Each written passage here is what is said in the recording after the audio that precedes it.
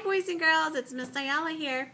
Well, we've been working really hard on our project-based learning, the bubble bursting project, and here's just another component for our project. Today we're reading Pop, the Invention of Bubblegum by Megan McCarthy.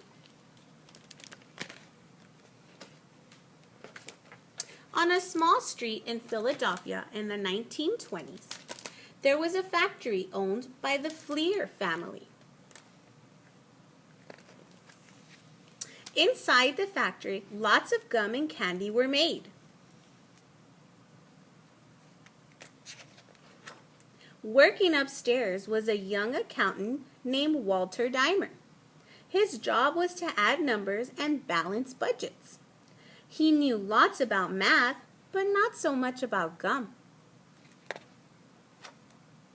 There wasn't enough space in the building, so a new experimental laboratory was moved into the office next to Walter's.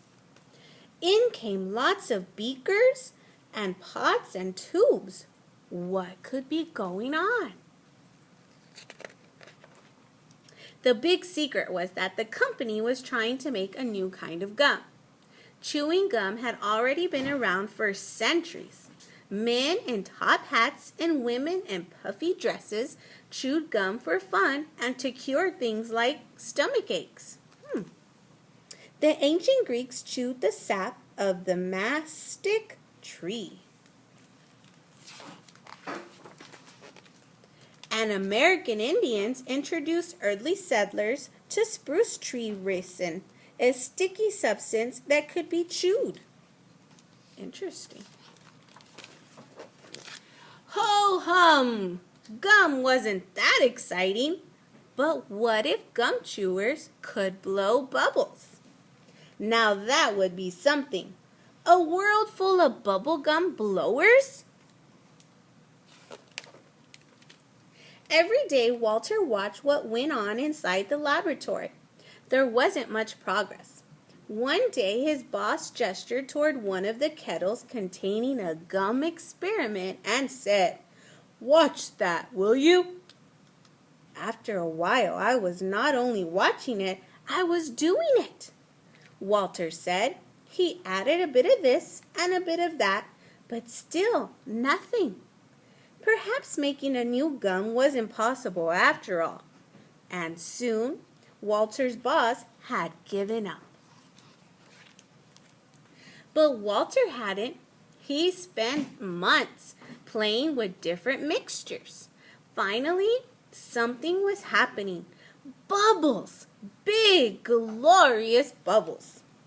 The mixture needed flavor, so Walter added a bit of cinnamon, a dash of wintergreen, a drop of vanilla. Could this bubbling batch be bubblegum? Walter put a wad into his mouth and began to chew. When the time was right, he blew a magnificent bubble. "I had it," Walter said. Excitedly, he passed out the mixture for his co-workers to try. We were blowing bubbles and prancing all over the place. Sadly, the next day the mixture was as hard as a rock. It wouldn't blow a bubble worth a darn. But Walter didn't give up. Back to work he went. After many more months of adding this and that, top secret ingredients he would never share, Walter found what he was looking for. Look at that, 1928. It bubbled and popped. Could this batch finally be bubblegum? To finish off his grand creation, he needed some color. Pink coloring was the only one I had at hand, said the inventor. So in it went. A batch was cut into pieces and 5 pounds of it was brought to a local mom and pop store. It was the day after Christmas and the kids who had came into the store got the present of a lifetime.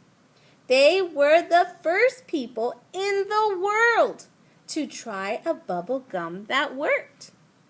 That day, Walter gave lessons on how to blow bubbles.